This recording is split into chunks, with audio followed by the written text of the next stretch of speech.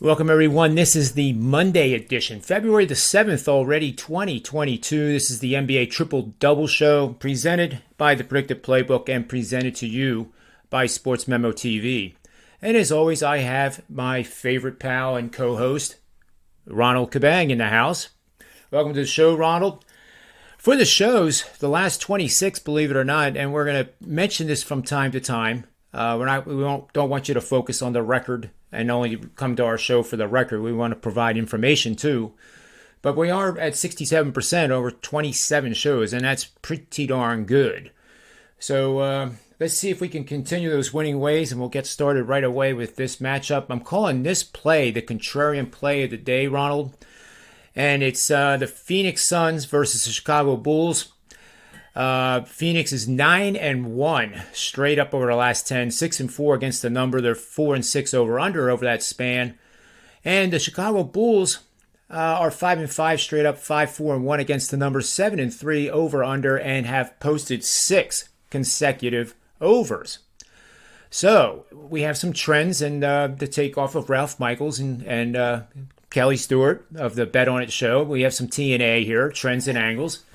So Suns are 4-0 against the spread their last 4 road games, facing a team with a home win percentage of greater than 50%. The under is 12-2-2 in Suns' last 16 road games, facing a team with a home winning percentage greater than 60%.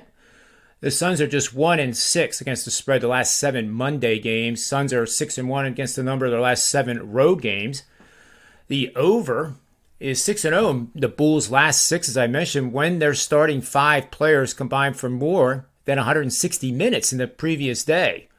So as you can see, there is a ton of cross currents in this matchup, and I know that we'll be able to figure this out together, Ronald. The line for this game, Chicago is an 8-point home dog. They have massive injuries to deal with. Phoenix looks pretty healthy, and they're playing extraordinarily well, 42-10.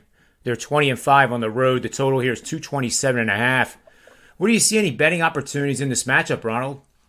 Yeah, I was looking at this game last night. I think it opened up at -6, and I like that number here. I like that number there, but obviously it steamed up to 8 or 8.5 now. Bulls are coming off a double-digit loss to Philly yesterday. They're actually 5-5 to the over following a loss. They're also 9-2 to the over on the second half of back-to-back games.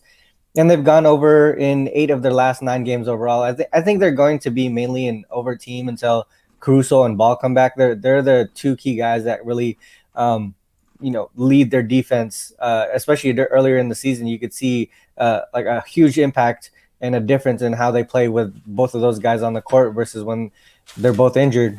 Suns are playing without their guard depth. The Payne and Landry Shamet are both out, but they're getting fairly healthy, like you mentioned. Crowder and Ayton are back, and they're not even a game time decision like they have been like for the last couple of weeks. But they're typically an under team, but but they are 7-4 to the over when facing opponents on the second half of back-to-back games. And if you include that the total is 224 or higher, they're actually 3-0 to the over. They don't typically see these high totals during the season. Just because of their defense and their pace of play, but the Bulls do, and the Bulls are 11-1 to the over when the total closes higher than 222. To me, right now, most of the signs are pointing to the over. What are you thinking in this one? I'm with you on it. I kind of lean with the Bulls, and I know it doesn't make any sense, but as you mentioned in the beginning of your breakdown, it's steaming. The world is really betting Phoenix aggressively, in my opinion, and more than 73% of the bets right now are on the Phoenix Suns, and probably rightfully so. But whenever it gets above 70% consensus, and this applies in the financial markets too, when you get 70% or more Bulls, you want to start thinking about going the other direction. And it's the same in the sports betting markets as well.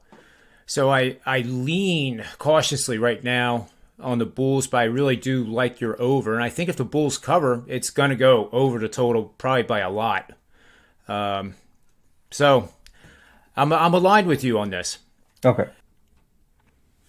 And let's move on to our next game, and that's going to be the Golden State Warriors on the road against the now 3-0 their last three. Oklahoma City Thunder, we mentioned that game on Friday, and they successfully did win outright against Portland as a slight underdog, and that was quite the play. Mm-hmm. That was we were on that one pretty good.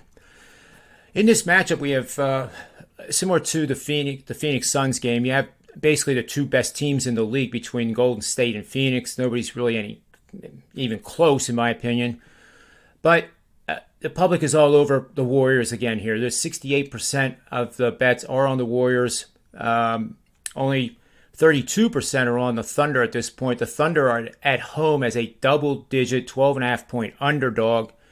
They are 9-16 straight up at home, but they're 15-8-2 are the Thunder in home games. So this is, on paper, a monumental mismatch. But do you think Oklahoma City can give them a game and cover this number? Yeah, they are one of the stronger against the spread teams this season. I think if you look at a whole bunch of different angles, you'll find a way to find the Thunder are actually hitting a positive percentage against the spread in any of those angles. If you bet the Thunder all season long, you'd be hitting over 66%, I think it is. But I think it's really tough to bet against a Warriors team that is playing so well right now. They won 8 in a row, and it seems like they kind of put things together finally without Draymond being that glue to that team. I think it would be – I think one way to look at this right now is the first quarter. This would help avoid like any possible backdoor cover from the Thunder. It's kind of like a get in, get out type of game.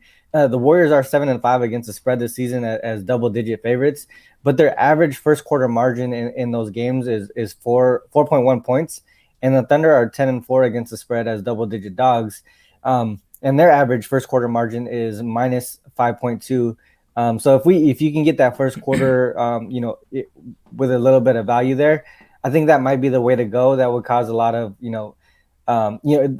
that'll help stay away from the backdoor fourth quarter, because really the Thunder really are really great in the second half coming back when they're down. So I don't know. This one's a tough one, but to me, first quarter might be a good look. Yeah, and I actually have a supporting system here I can read off to you that supports that idea. And we're looking at road favorites on the first half betting line, playing with 3 days of rest, has a winning record on the season, playing a team with a losing record. That's all there is to it. Believe it or not, that's gone 27-5 against the number for 83% winners the last 5 seasons. So that's pretty strong. And I'm leaning really hard now, first half Golden State. And, what's interesting is when I first looked at this game, I was kind of leaning a little bit, towards the Thunder because, they're playing loose and free, and they have 3-game winning streak, which matches their season high from back in December 14th to the 18th, I believe it was. So they're probably feeling pretty good despite the season being a complete disaster. But, you don't bet against the Phoenix Suns. You just don't. I'd rather lose money betting with the Phoenix Suns than against them. I mean, it's just that old saying about catching the falling knife. Mm-hmm. You just don't do it. Yeah. You mean the Warriors, the Warriors, right? You're talking about the Warriors? Oh, yes. Did I say the Suns? You're saying the Suns, yeah. It's Monday. It's Monday, Ronald. Yeah. Well, it's all good. I always appreciate being corrected when I'm dead wrong. It never bothers me. Got to get this stuff right. So with that said, let's move on to our third and final game. And this one is in the New York Knicks are taking on the Utah Jazz. This game's set to start at the Vivint Arena, 9 o'clock Eastern Standard Time. The Knicks, I still find them as a dysfunctional team. They're 24-29 in the season, 25-28 against the number. They're 6-18 as a dog. The Utah Jazz, they're 3-7 straight up, despite winning their last 2 games. They're 2-7-1 against the number the last 10. 3-7 is the over-under. I have, in my mind, Ronald, 2 teams here I just cannot trust no matter what the line is. Utah is 7.5-point home favorite in this matchup with a total of 219. Do you see any edges worthwhile taking to the window?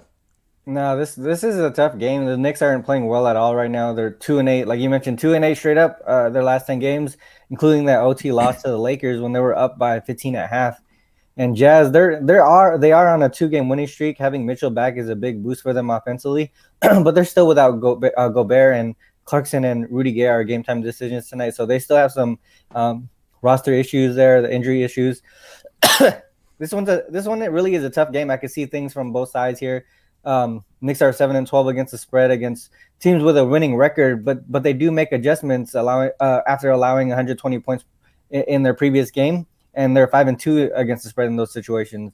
Then on the Jazz side, they struggle a bit at home as favorites. They're 10-16 against the spread in those situations, and they also seem to play down to their opponent's level at times. They're 8-15 against the spread against teams with a losing record. But then when they're well rested, they come into games with a bit more energy. They're 6-2 against the spread and 6-2 to the over. And when they have 2 days of rest or more than their opponent, really, this one is I'm seeing trends and angles on both sides here, over under on the Jazz side and on the Knicks side. This one's a really tough one for me. Yeah, and I'll make it. I'll cloud the picture even more, Ronald, if you don't mind. But against opponents with a winning record, the Knicks on the road are actually 6-3 against the spread. However, Utah, when they're playing a below average team, and it was a team with a losing record, they're just 5-7 against the number this season against those types of foes, which shows that they do play down to their opponent. In fact, they're 10-13 straight up against teams with a record below 500. Yeah, and that is shocking. Mm-hmm. So I don't know which to do here at all, and maybe it's just a game that we pass. But we'll move on to our best bets for the show, where we try to isolate one game that's on this rather short card today for Monday, and something that we'll take to the window. Yeah. So I'll let you start out. Yeah, I think out of the 3 games that we mentioned today, the one that I like the most is probably the Suns and Bulls over. I think most of the trends and angles that I was able to look into last night kind of pointed that in that direction. So for me, that would probably be the best bet of the day. All right, and I agree with you on that. And I'll add a second one, that first half Golden State Warriors against the Thunder. I think that has a lot of merit, and I'm not sure where that line is. But even if it was at 7 points, I think Golden State has a reason to come out smoking hot and just eliminate any thought that the Thunder have of winning 4 straight and upsetting them as a double-digit favorite. So I do agree with you. I think Golden State will come out very fast and just get that notion out of their heads that hey, we're the Warriors and you're not going to beat us. So that'll be our 2 best bets for the show, and of course, I always thank you for your time, Ronald, and I thank everybody for watching these videos. We're growing very fast, and we appreciate the spreading the word, which is obviously what people are doing, because each week we have more and more people joining, and we'll keep trying to do the best possible breakdowns we can, so it makes you guys and us better bettors. So we'll be back on Wednesday with Ronald for another edition of the NBA Triple Double Show. I'll be doing a solo 1-game show tomorrow on Tuesday. So until we see you again, always remember, bet with your head and not over it, and may all the wins be yours.